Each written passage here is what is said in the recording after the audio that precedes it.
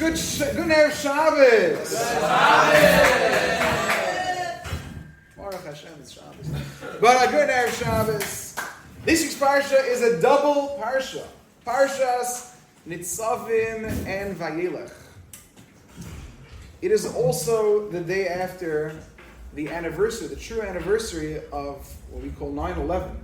That it is, on the Jewish calendar, it was Chaf Gimel Elul. That was the day that it happened. They used to call it, they didn't call it 9/11. Initially, all the newspapers called it a day that will live in infamy again, which was like a Pearl Harbor, they called it that. But 9/11, the Chaf Gimel Elul, that was the day that it happened. A day that changed all of our lives. The adults certainly remember how our lives literally changed. Things which were normal started becoming abnormal. Things which were abnormal became normal. I often say I never saw a soldier in the United States, ever. It was something you saw in Israel. When you went to Eretz Yisrael, you walked in certain areas, you saw soldiers walking around with their guns. But when you were in America, you never saw a soldier. And yet, airports in the city, if Chas V'Shalom you ever have to go to the city, and you're not going to visit the Lower East Side, but you see soldiers, you see police officers with M16s nowadays. I remember New York City started to reveal that they have anti-aircraft missiles. New York City has missiles to be able to shoot airplanes out of the sky now. After that, there were 44,000 officers in the NYPD. It was the sixth or seventh largest army in the world, the NYPD. Amazing. After 9/11. That's what it was. Used to be when you went to Eretz Yisrael and you wanted to go on the plane, you would go through a questionably operative metal detector. And you go through, and if it beeped, like Be'ez Hashem, when you go to Eretz Yisrael, you go to the Kaisel, and you go there, you go through, if they see you, they see you're a firm Yid, and you go through and it beeps, no matter what you're carrying, they'll just let you go through. But that's what it was. Going on a plane, you went on a plane, through this thing, beep, okay, don't worry about it, it's gone. And you went on the plane, that was fine. Now, they have this type, and I remember as they kept inventing all the different types of metal detectors, you go through, the world changed. It was an entirely different world before 9/11 and after 9/11. And that is discounting the day itself of 9/11. What it was like for those of us who were not necessarily there, but we certainly were alive, and we certainly were observing it from afar. I remember I was learning Yeshiva Darkei Torah at the time, and on the road, the road behind Yeshiva is called Secret Boulevard. It is a 3-lane highway each way. I think it's 3-lane. And there were ambulance after ambulance after ambulance after ambulance just going down the road, all going towards the city. When I went home from Yeshiva later that day, every single day, I would go along a road, Beach Channel Drive, and you'd look over the water, because the Marine Parkway Bridge is right there. You'd look over the water, and I saw for days. That was where I always saw the Twin Towers. And now all I see is smoke climbing up towards the sky. That's what we saw. I would come home, and all your rabbis and adults can tell you all the same thing. Every day that I came home, if I walked down my street, East 28th Street, as you walk down, you saw, because you go from K to J, you're looking towards the city, you saw the fuse coming up, and then you saw the two twin spotlights that they put up on that area of what you called Ground Zero at that time, and you saw it coming up. But of course, there were the people who were much, much closer to it. Hatzalim, firemen, non-Jewish firemen, Jewish firemen, all the first responders who went there when everybody else is running away from something scary. And you see the videos, you see people running and running as far away from the buildings as they can. The smoke is behind them, and there were people, hundreds and hundreds of Hatzalim men, running toward the building, going upstairs when the buildings were still standing. My father came to that building. When he got there, he parked his car. He was driving a big Ford Excursion. He parked it 2 blocks away. It was far away. There was no Escalade back then. It was as big as it got. And he parked his Ford Excursion 2 blocks away, and he goes to the building. In 1993, my father had been by the building. 1993, same group of people that sent these airplanes into the Twin Towers. They put a bomb underneath the building. Tried blowing it up. My father went to that building. All that's all the guys, they went. They took all their gear. They went up 3 floors, and they're not exactly triathletes, so they weren't going to take all their gear up. anymore. So they left their gear on 3 floors, and they went up and down and took people out of the building. They thought the building would come down. It was set up that they would bomb the building in 1993. But they came back in 2001, and these same Hatzalah guys now, 8 years later, they're going up that building, and all the firemen are not allowed to go upstairs because they were told you have to wait till the building is safe, so they all wait downstairs. Hatzalah guys, whatever, building's safe. We'll go up, we'll save some lives. They all go up into that building and saving lives. And I've told the story about my father, Zakheim, and when he got to that building, after he went up and down, taking people out, a fire chief went over to my father and said, you can't just go up and down the building, you need to wear a helmet at least. Okay, my father had a fireman's helmet in his car, so he went out to go get it. As he's going out of the building, it's him, a non-Jewish paramedic who he worked with, and a woman paramedic also he worked with. And the 3 of them are coming out of the building with 300 firemen waiting in the lobby on the bottom of the World Trade Center. And as they're coming out, my father said he heard an extremely loud noise that sounds like another airplane. What are you going to do at this point? You hear a new airplane coming. He starts running, and he hears just a huge amount of noise. He and one of the paramedics, they run to the left. This lady runs to the right, and they go hide behind a pillar. It's the only remaining pillar outside of the World Trade Center. And as my father and this other fellow stand behind this pillar, suddenly everything explodes. Explodes. Things are flying by. He doesn't know what's hitting him. The air is totally black. And my father, with absolute certainty, was sure that he had died. He is sure that he had died. And he was just sitting there, he can't breathe. He had a watch with a light up watch, and he put it close to his eyes, he couldn't see anything. And he was sure he was dead until he felt a vibrating in his pocket. It was a cell phone, which by the way is a shock because we knew no cell phones worked after 9/11. He got a phone call. It was his secretary. And she said, hello? Where are you? He said, I don't know where I am. So he says to her, what happened? So she said to him, the building fell down. He said, what building? He said, one of the Twin Towers, North Tower, I think, fell down. Where are you? I'm under the building. That's where he was. And he put his clothing on top of his mouth as much as he could block it, let him clean it out. Everyone's coughing now. He hears cries, he hears screams. And once again, he does what a Yid does. He just does whatever he can. He gets back to work. He finds a fireman with his legs crushed, pulls him out, saves his life, puts him in a secure garage, and keeps moving and saving and doing whatever they can. And then he sees what he thought would be a great thing. He sees that Hatzalah had a big mobile home.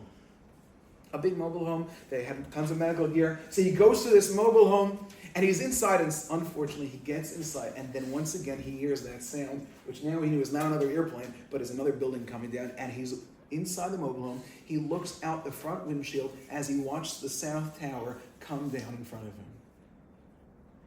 This is what Yidden are. You know how many Hatzalah men died that day? 0. Hatzalah were the guys who were running into the building more than anybody else. The 0 Hatzalah guys died that day. I remember them saying there were at least 2 guys who were injured. Nachman Berman, who's not here right now, but Nachman Berman's father was actually pretty injured that day.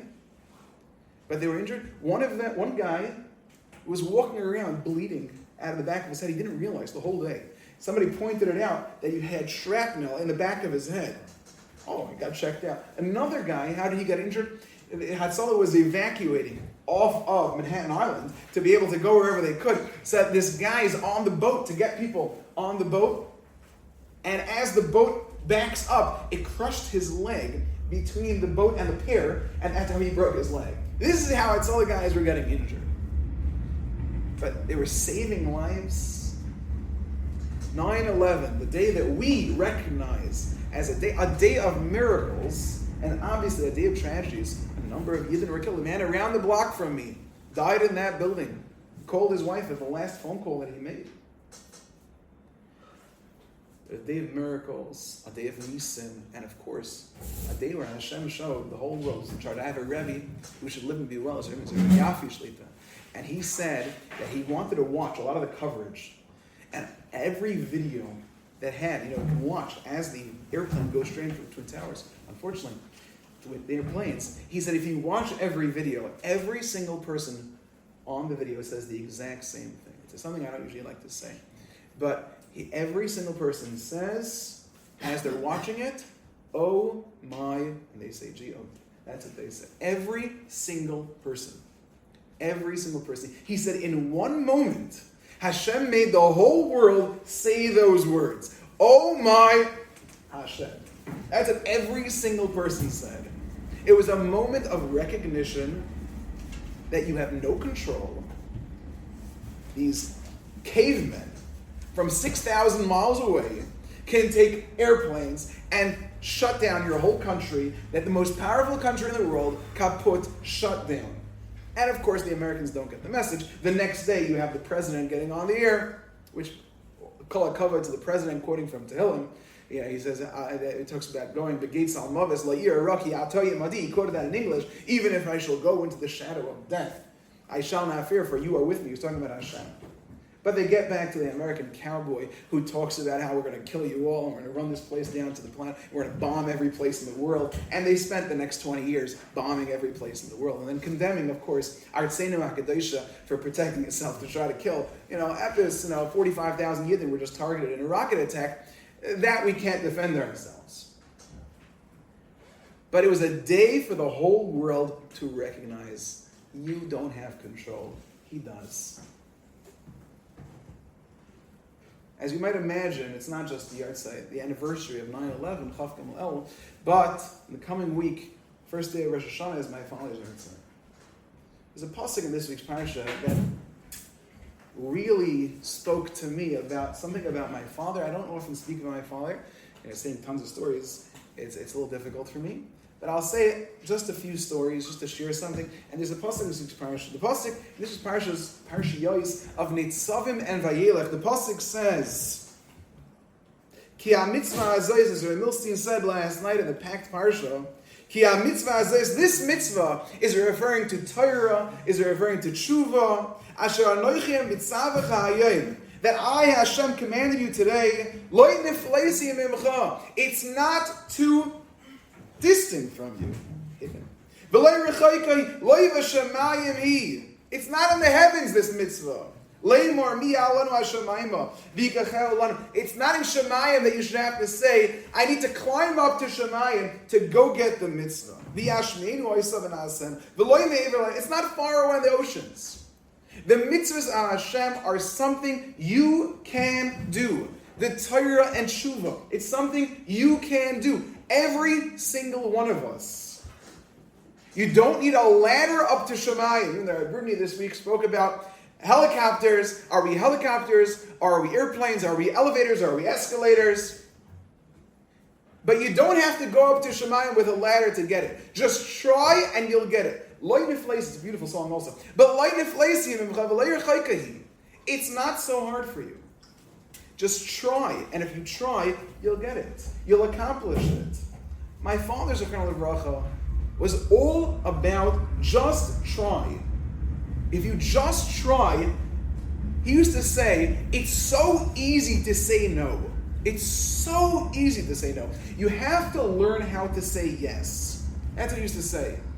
Of course, I can say to you, can you help me with this? No. No. You have to learn how to say yes and figure out a way to do it. That's what he used to say.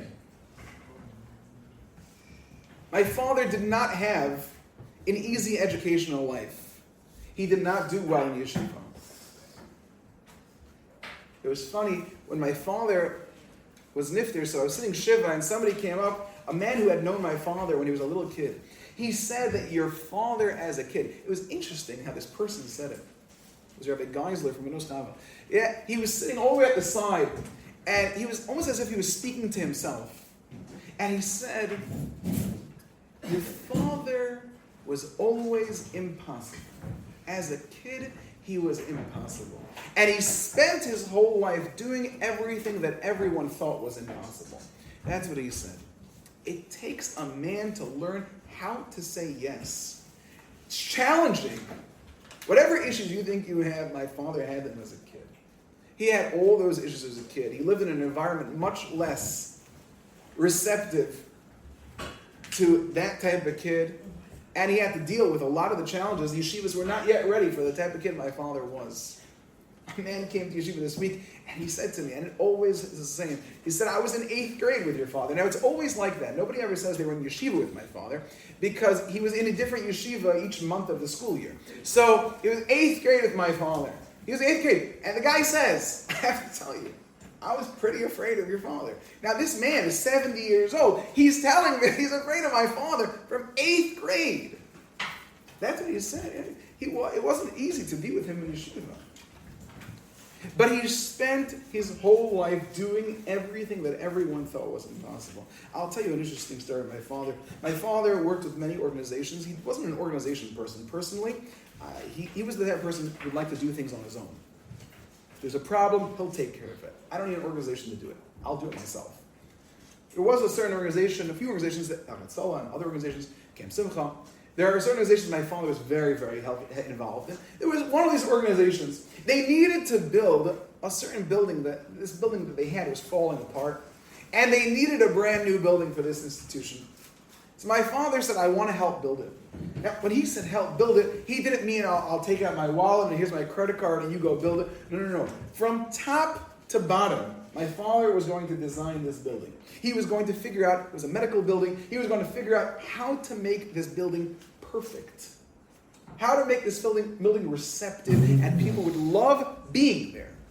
And he wanted to make it as advanced as possible in a subtle way, and he was going to do this. It was amazing. He worked with my mother, she lived and be well, at every aspect of the building. My father was the type of guy, he made sure the tissue boxes were in the right spot in the building, and every bottle of medicine was in the right spot. And he worked on that building, and then he had this idea in his head. He said, I already worked on the whole building. So he goes to the head of this organization. He says, I've already worked on the whole building. Why don't you have somebody else sponsor the building? Put their name on the building.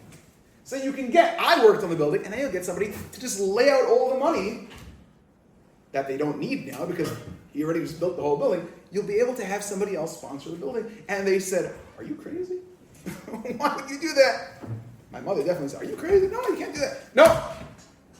That's what I want to do. Somebody else. Get somebody else. So they got somebody else to sponsor this building. This person's so excited. Oh, I get to be the one who makes this building. Great. My father is excited. My father goes to the head of this organization. He says, I have one small request. What's your one small request? My father's father had been nifter sometime previous to that. And he asked, can you put a small picture of my father's bracha on somewhere in the building, in a closet, on a wall, and it'll just, because I want to have some space in the building that it's my father's picture is there. So they said, oh, that sounds simple. We'll go to the person who's sponsoring the building. We'll ask that person if it's okay, and I'm sure we'll work it out. Obviously, you built the whole building. We'll figure it out. The other person wasn't aware of this. They go to the other person. The person says, no, absolutely not. I don't want anybody else's picture in this building. I sponsor the building. There will not be any memory of anybody else in my building. Oh, no, the head of the organization comes back to my father. He says to him, I don't know how to say this, but he's really not okay with that. My father said, great, perfect, leave it like that. I don't want anything. I made a mistake. You will take the whole building and don't say anything about me. And my father goes to the dedication of this building, and he is in the side, all the way on the side of the picture. And my father's like hiding on the side of the picture as this person gets honor, dedicating the building, and it's all in honor of this person. What type of person does that? What type of person is hiding from glory that much? He wants to stay away to the side. He sponsors the building and puts somebody else's name on it. That's a crazy thing to do. And I said he didn't sponsor the building. He built it with his bare hands. And he worked in that building. And he helped in that building. It takes a crazy person to do this type of stuff. But it's a person who says, I recognize this pasuk. It's not too difficult. As long as you're ready to say yes. It's easy to say no. You have to learn how to say yes.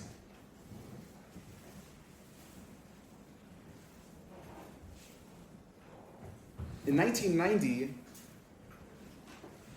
my father gave advice to one of the great rebbes of our time, who was still alive, he should live and be well, that he should make a Hasidic trip, a revolution, bring back Hasidim to the olden lands in Russia, and bring them all back, and of course charge money for this trip, and make a huge fundraiser for this Hasidus. And the Rebbe took this idea, and he took 10 buses of his Hasidim with him back to Russia. It was the first trip. You know, you read all these trips of people taking tours of Europe. This was the first one. And they went back, and the Rebbe says, it's such a good idea, I'd like you to come on this trip, my father, to be a paramedic on this trip. So he brought 3 of his friends, including him, his grandfather, Zakheim, Benish Mandel, and they go back to Russia. They go to Mezhebish, they go to all these old towns, Lezhensk, all the towns that nobody has heard of for 70 years because they were locked up in the Soviet Union. They go back to these towns. And when he's there, my father sees that on the side of this trip is actually a secondary trip going on. What is the secondary trip?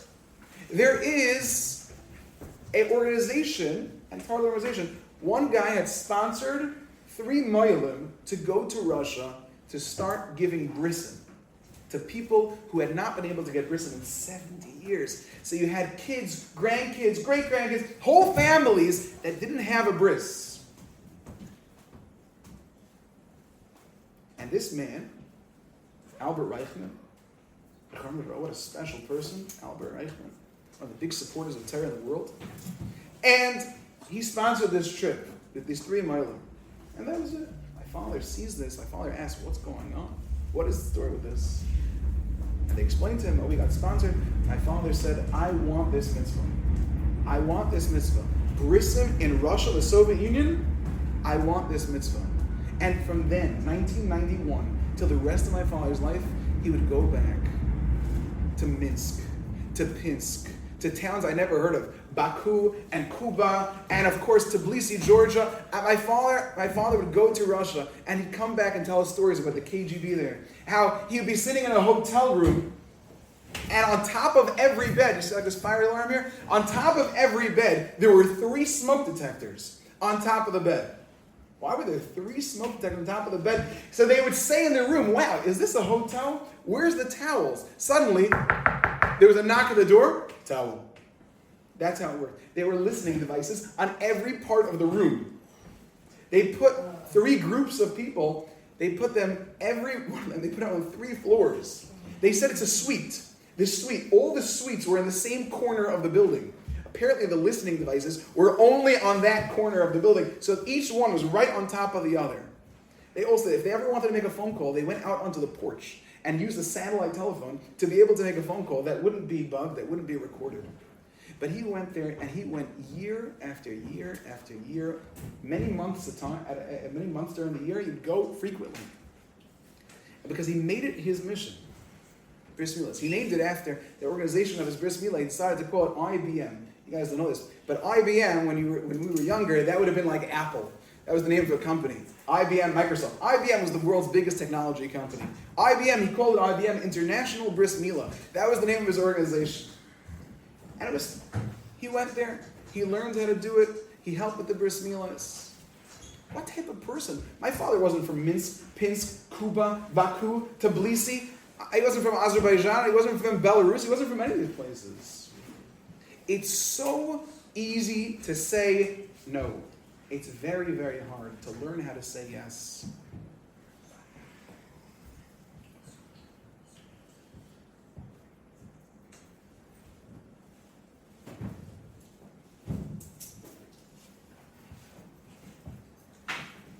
Everybody in this yeshiva, every single person in this yeshiva,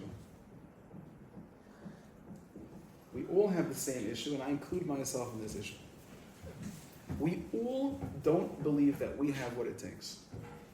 Every single one of us, we think we don't have what it takes. We think, oh yeah, we have what it takes when it comes to playing games. We have what it takes to be on the basketball court.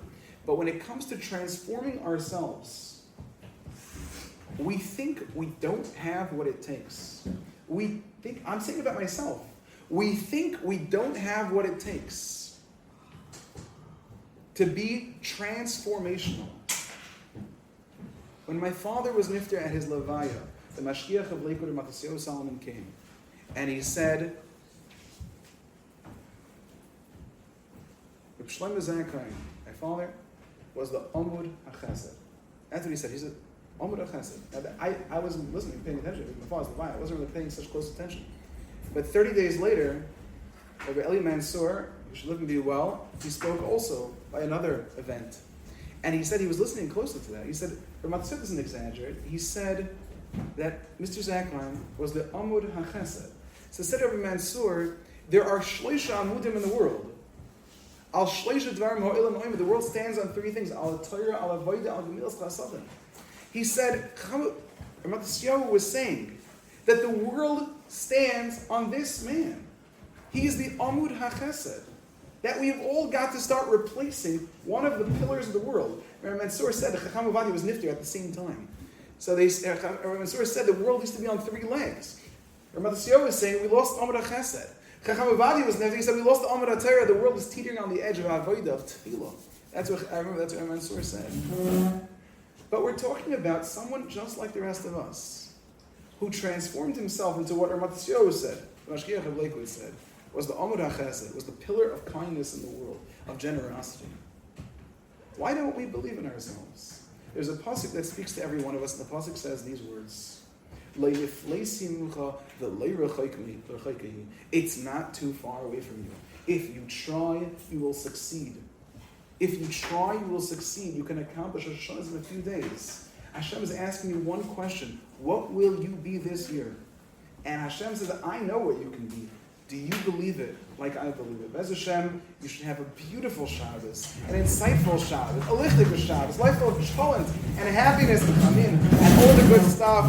Be delicious.